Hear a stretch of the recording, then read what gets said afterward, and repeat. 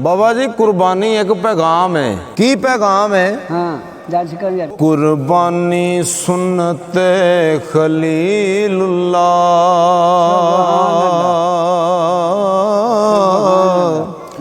ते पैगाम एक बेटे ते बाप दाए।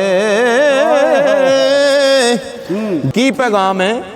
ओ जेड़े माल नू मेरा मेरा आखें ओ माल सारा तेरे बाप दा। इस्माइल ने भी ज़िबाहों दस्या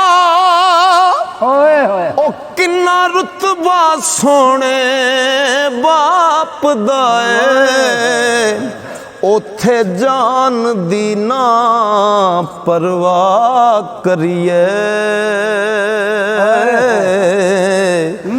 जिथे हुक्म आवे मां बाप दा।